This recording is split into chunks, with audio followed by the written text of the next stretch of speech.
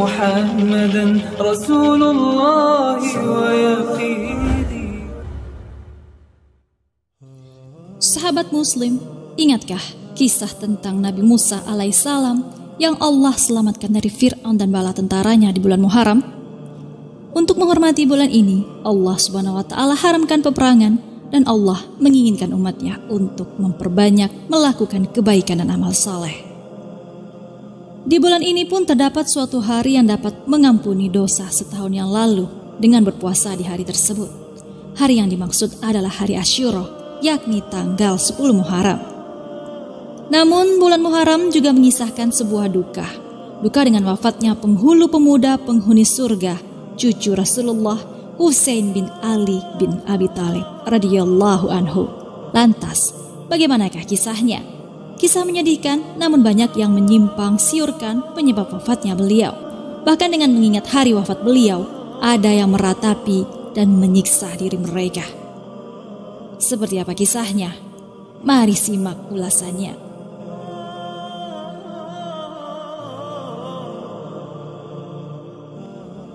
Memasuki tahun 60 Hijriah ketika Yazid bin Muawiyah dibaiat menjadi khalifah. Saat itu Yazid yang berumur 34 tahun diangkat oleh ayahnya Muawiyah bin Abi Sufyan radhiyallahu anhu sebagai khalifah umat Islam menggantikannya.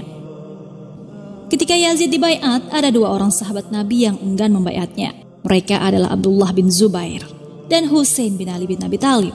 Abdullah bin Zubair pun diminta untuk berbaiat. Ia mengatakan, "Tunggulah sampai malam ini, akan aku sampaikan apa yang ada di benakku." Saat malam tiba, maka Abdullah bin Zubair pergi dari Madinah menuju Mekah. Demikian juga Husain. Ketika beliau diminta untuk berbaiat, beliau mengatakan, "Aku tidak akan berbaiat secara sembunyi-sembunyi, tapi aku menginginkan agar banyak orang melihat baiatku." Saat malam menjelang, beliau juga berangkat ke Mekah menyusul Abdullah bin Zubair. Kabar tidak berbaiatnya Husain dan perginya beliau ke kota Mekah sampai ke telinga penduduk Irak atau penduduk Kufah. Kebetulan mereka juga tidak menginginkan Yazid menjadi khalifah, bahkan juga Muawiyah ayahnya. Karena mereka adalah pendukung Ali dan anak keturunannya. Lalu penduduk Kufah pun mengirimi Husain surat yang berisi, "Kami belum berbaiat kepada Yazid dan tidak akan berbaiat kepadanya. Kami hanya akan membaiat Anda sebagai khalifah." Semakin hari surat tersebut pun semakin banyak sampai ke tangan Husain. Jumlahnya mencapai hingga 500 surat. Tidak terburu-buru menanggapi isu ini, Husain mengutus sepupunya Muslim bin Aqil bin Abi Thalib menuju Kufah untuk meneliti dahulu kebenaran berita tersebut. Tibalah Muslim bin Aqil di Kufah dan ia melihat kebenaran berita yang sampai kepada Husain. Penduduk Kufah pun membaiat Husain melalui Muslim bin Aqil. Kabar dibaiatnya Husain melalui Muslim bin Aqil sampai ke negeri Syam, tempat Khalifah Yazid bin Muawiyah. Ia segera mencopot gubernur Kufah Nu'man bin Bashir radhiyallahu anhu karena Nu'man tidak mengambil tindakan apapun atas kejadian itu. Sebagai penggantinya, diangkatlah Ubaidullah bin Ziyad menjadi Amir Kufah. Ubaidullah langsung bergerak cepat hendak mengupayakan penangkapan Muslim bin Aqil. Langkah pertama yang dilakukan Ubaidullah adalah mengintegrasi sahabat-sahabat dekat Muslim. Ia menangkap Hanik bin Urwah, kemudian menanyai keberadaan Muslim kepadanya. Hanik bin Urwah bersikukuh tidak akan membocorkan rahasia persembunyian Muslim. Akhirnya ia ditahan. Penahanan Hanik bin Urwah memancing reaksi dari Muslim bin Aqil.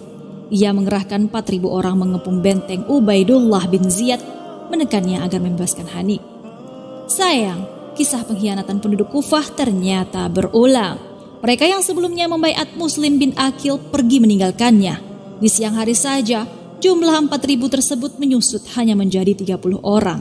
Dan ketika matahari terbenam, tinggallah Muslim bin Aqil seorang diri. Lantas ia pun terbunuh. Sebelum wafat, ia memberi pesan kepada Umar bin Sa'ad untuk menyampaikannya kepada Husain bin Ali bin Abi Thalib. "Pulanglah bersama keluargamu. Jangan engkau terperdaya oleh penduduk Kufah, karena mereka telah berkhianat kepadamu dan kepadaku," kata Muslim bin Aqil. Lanjut, ketika Husain hendak berangkat menuju Kufah, ia bertemu dan dinasihati oleh beberapa sahabat Nabi agar tak menuju Kufah. Di antara sahabat yang menasihati Husain dan melarangnya ke sana adalah Abdullah bin Abbas, Abdullah bin Zubair, Abu Sa'id al-Khudri, dan bahkan Abdullah bin Umar sampai mengejarnya hingga 3 hari 3 malam. Namun ia tetap ingin berangkat kembali ke sana. Saat Husain melanjutkan perjalanan, sampailah Umar bin Sa'ad, utusan dari Muslim bin Aqil. Umar mengabarkan tentang terbunuhnya Muslim bin Aqil dan pengkhianatan orang-orang Kufah. Mendengar berita tersebut, Husain pun sadar apa yang ia lakukan akan sia-sia. Ia pun memutuskan untuk pulang ke Mekah. Namun anak-anak Muslim bin Aqil menginginkan perjalanan dilanjutkan, menuntut hukuman atas tewasnya ayah mereka. Ketika tibanya Husain di tanah Karbala, Husain bertanya tentang nama daerah tersebut. Daerah apa ini? Orang-orang menjawab, ini adalah daerah Karbala. Husain pun langsung mengatakan, karbun atau bencana, dan bala yakni musibah. Mendengar Husain telah tiba, Ubaidullah bin Ziyad berencana mencegatnya agar tidak memasuki Kufah dengan mengirim 1000 pasukan yang dipimpin oleh Arhurul bin Yazid At-Tamimi, kemudian ditambah 4000 pasukan di bawah kepemimpinan Umar bin Sa'ad. Dibayang-bayangi 5000 pasukan membuat Husain semakin menyadari bahwa janji-janji penduduk Kufah itu hanyalah bualan semata. Apalagi pasukan-pasukan itu sendiri adalah penduduk Kufah yang telah mengiriminya surat. Lalu Husain mengajukan 3 pilihan kepada mereka, yakni pertama ia meminta pasukan Kufah mengantarnya dan keluarganya ke Mekah. Kedua, pasukan Kufah mengizinkannya untuk pergi ke daerah perbatasan agar ia bergabung dengan pasukan kaum muslimin untuk berjihad. Dan pilihan ketiga, meminta pasukan Kufah untuk mengizinkannya menuju kota Syam untuk bertemu Yazid agar ia membaiatnya secara langsung. Umar bin Sa'ad lantas mengirimkan utusannya kepada Ubaidullah dan menyampaikan 3 pilihan Husain ini. Ubaidullah pun bergembira dan memberi kemuliaan kepada Husain agar ia sendiri yang memilih sesuai dengan yang ia kehendaki. Namun sahabat dekat Ubaidullah yakni Syamr bin Zi al-Jasiyan malah menyarankan agar Ubaidullah yang memutuskan dari 3 pilihan tersebut, mengingat Ubaidullah adalah pemimpin dan Husain wajib mengikutinya. Ternyata Ubaidullah yang tadinya memuliakan Husain berpaling mengikuti saran dari sahabat dekatnya. Ia memutuskan menawan Husain dan ia yang menentukan kemana Husain seharusnya diasingkan. Setelah sampai perintah Ubaidullah di tanah Karbala, Husain pun menolak kalau dirinya dijadikan tawanan. Ia seorang muslim, terlebih ia adalah keluarga Rasulullah. Karena Husain menolak untuk ditawan, maka pasukan Ubaidullah itu berusaha menangkap paksa dirinya. Husain mengatakan, kalian renungi dulu apa yang hendak kalian lakukan. Apakah dibenarkan secara syariat kalian memerangi orang sepertiku? Aku anak dari putri Nabi kalian, dan tidak ada lagi di bumi ini anak dari putri Nabi kalian selain diriku. Rasulullah SAW bersabda tentang aku dan saudaraku Hasan bin Ali. 2 orang ini adalah pemimpin para pemuda penghuni surga. Akhirnya Ubaidullah dengan pasukannya berhadapan langsung dengan Husain radhiyallahu anhumah bersama keluarganya. Pergolakan ini sendiri dipicu oleh orang-orang yang ingin memanfaatkan Husain. 2 pasukan yang sangat tidak imbang ini bertemu. Sementara penduduk Kufah yang membujuk Husain berjanji akan membantu dan menyiapkan pasukan, justru melarikan diri meninggalkan Husain dan keluarganya berhadapan dengan pasukan Ubaidullah. Sampai akhirnya terbunuhlah Husain radhiyallahu anhumah sebagai orang yang terzalimi dan sebagai syahid. Kepalanya dipenggal, lalu dibawa ke hadapan Ubaidullah bin Ziyad, dan kepala itu diletakkan di bejana. Lalu Ubaidullah yang durhaka ini kemudian menusuk-nusuk hidung, mulut dan gigi Husain, padahal di situ ada Anas bin Malik, Zaid bin Arkam dan Abu Barzah al-Aslami radhiyallahu anhumah.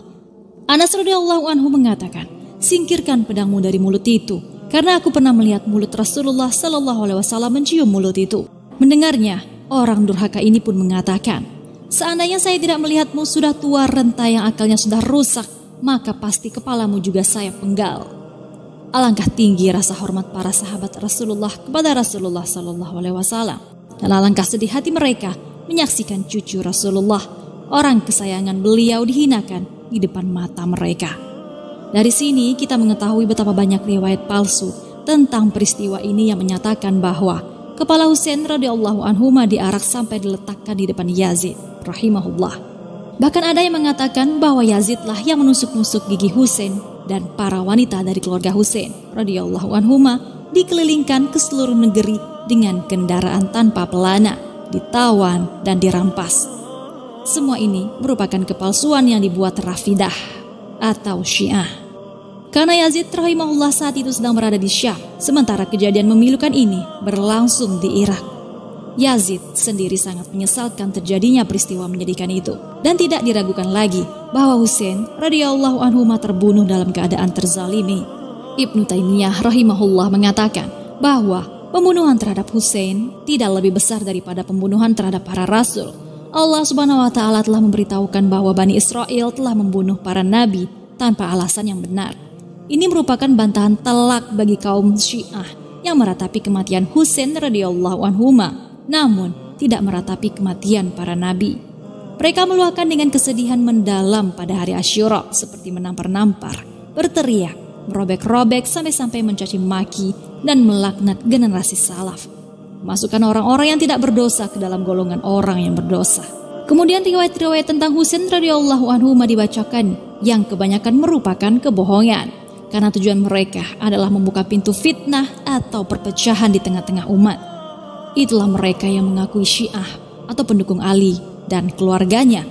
Mereka membelot dan menumpahkan darah ahlul bait Nabi Sallallahu Alaihi Wasallam. Dalam peristiwa ini ada 3 orang yang berperan besar sehingga cucu Nabi yang mulia ini tewas.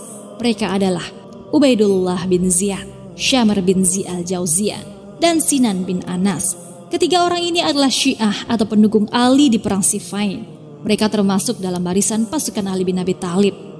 Bisa jadi orang-orang yang sekarang meratapi kematian Husain di hari Asyura menganiaya diri mereka, berandai-andai bersama Husain dan merasakan penderitaannya.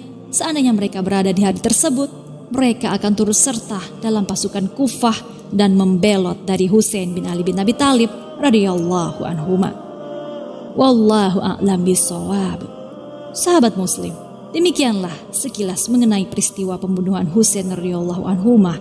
Kita memohon kepada Allah Subhanahu wa taala agar terhindar dari berbagai fitnah yang disebarkan oleh setan dan bala tentaranya. Jangan lupa berbagi informasi dengan cara share video ini, karena barang siapa yang menunjuki kepada kebaikan, maka dia mendapatkan pahala seperti pahala orang yang mengerjakannya.